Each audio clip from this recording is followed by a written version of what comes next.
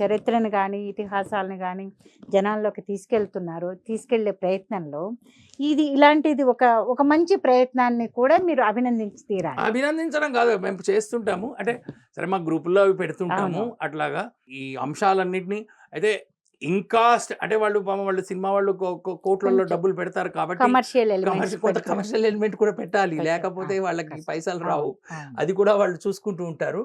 అయినప్పటికీ పర్వాలేదు, ఇలాంటి అంశాలు రావాలి బయటికి. మొన్న నేను చావా సినిమా చూస్తున్నప్పుడు నాకు అదే అనిపించింది. చావా సినిమా చూసి వీళ్ళు బాధపడుతున్నారు.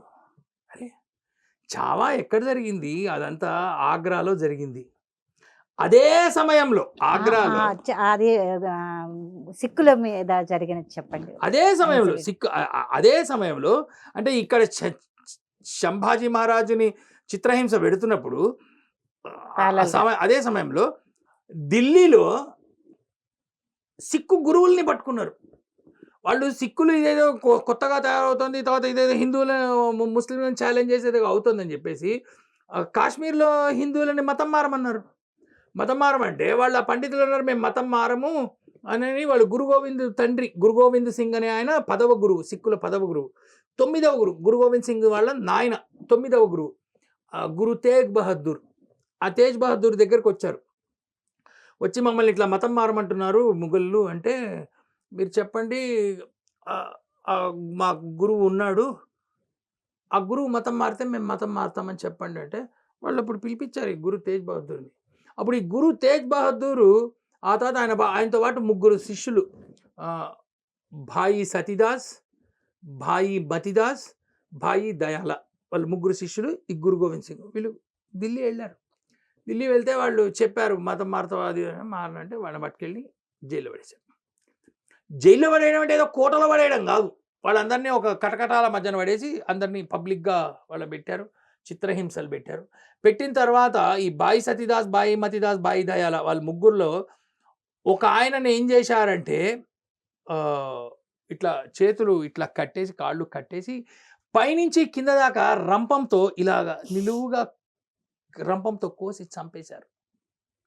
ఇంకొక ఆయనని ఏం చేశారంటే ఈ పరుపులు ఉంటాయి, పరుపులు పెద్ద పెద్ద పరుపులు, ఆ పరుపుల్ని ఆయన చుట్టూ కట్టేసి ఆ పరుపుల మీద నూనె పోసి ఆ పరుపులకి నూనె అంటించేసి సజీవ దహనం చేశారు.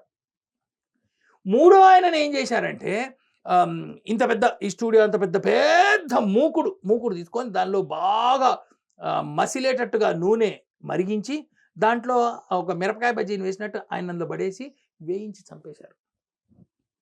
ఊహించడానికి ఇదేదో ప్రైవేట్గా చేసింది కాదు, పబ్లిక్లో జనాలందరూ చూస్తుంటే అట్లా చేసి భయోత్పాతానికి గురి చేసి ఆఖరికి గురు తేజ్ బహదూర్ని ఇప్పటికైనా మతం ఆయన కళ్ళ ముందే ఇవన్నీ చేశారు, ఆయన చూస్తున్నాడు ఇవంతా రోజుకొకన్నట్లాగా. చేస్తా మతం మారుతా అంటే నేను మతం మారను అని చెప్పేశాడు.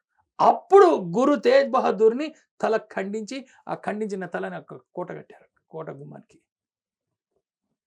This is history of Hindus.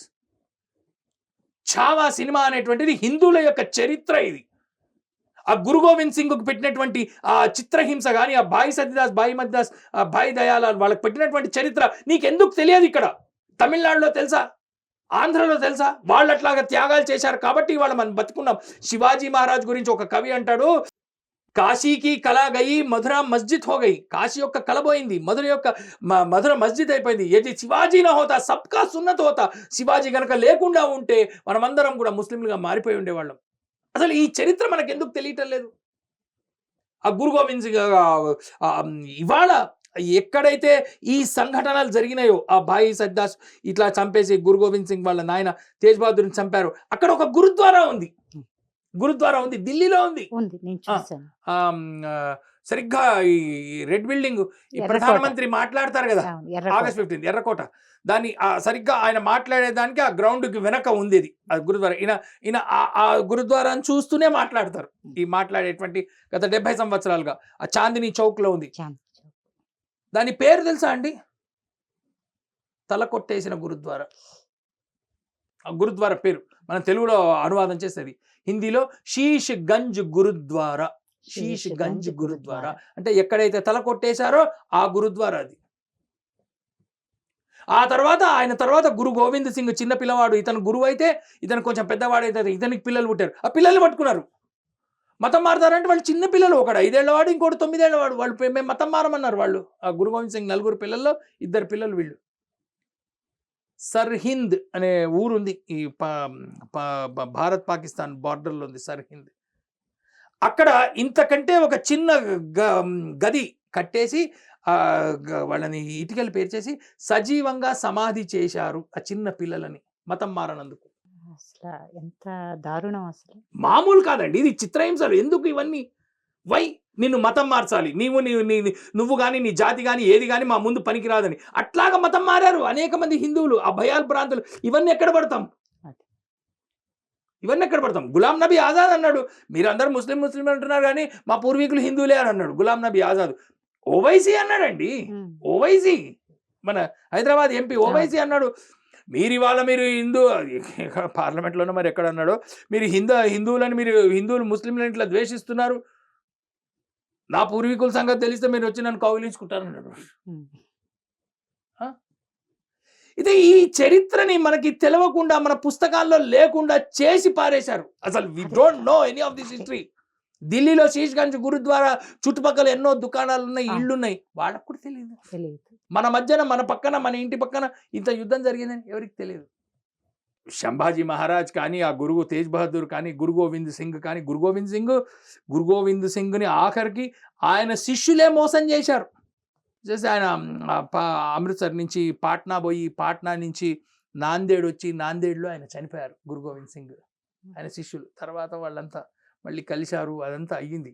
కాబట్టి చెప్పేది ఏంటంటే, ఈ భారతదేశంలో మన వీరులు అంతా త్యాగాలు చేశారు, వాళ్ళు జీవితాలను సమర్పించారు. అది తెలియనటువంటి ఒక బ్యాచ్ ఉంది ఇవాళ. జనరేషన్ మొత్తం సమాజం అంతా 140 కోట్లలో 139,50,60,00,000 మందికి తెలియదు మన చరిత్ర ఏమిటో. ఏం తెలియదు. గాంధీ ఎవరో తెలియదు, సావర్కర్ ఎవరో తెలియదు, నేతాజీ సుభాష్ చంద్రబోస్ తెలియదు, ఛత్రపతి శివాజీ తెలియదు. ఈ చావా సినిమా వచ్చింది కాబట్టి చావా సినిమా చూసిన వాళ్ళకి చావా సినిమా తెలుసు. సంభాజీ అనే ఒక వీరుడు గురించి తెలుసు. బట్ చూడని వాళ్ళకి అది కూడా తెలియదు. This is the unfortunate. And అందుకని మనము ఇవన్నీ మన సమాజానికి మనం చెప్పుకోవాలి. రామాయణ భారతాల గురించి మనం చెప్పుకోవాలి. శివాజీ వాళ్ళమ్మ శివాజీకి జిజాబాయి, శివాజీకి అర్జునుడి గురించి, భీష్ముడి గురించి, మహాభారతం రామాయణాలు, లక్ష్మణుడి గురించి ఆమె చెప్తుంటే అవి వింటూ పెరిగాడు కాబట్టి వాడు శివాజీ అయ్యాడు. మనకి చాలా గొప్ప సంస్కృతి ఉంది, చాలా గొప్ప వైభవమైనటువంటి చరిత్ర ఉంది, పరంపర ఉంది. తెలిస్తే తెలపాల్సినటువంటి బాధ్యత విద్యావంతులకు ఉంది. ఇక్కడ విద్యావంతులకి ఆ బాధ్యత ఉంది. లేనప్పుడు ఏమవుతారండి, పాపం చదువురాని వాడు ఏం చేయలేడు. ఇక్కడ చదువుకున్నవాడు ఏం చేస్తున్నాడు, అది ఇంపార్టెంట్.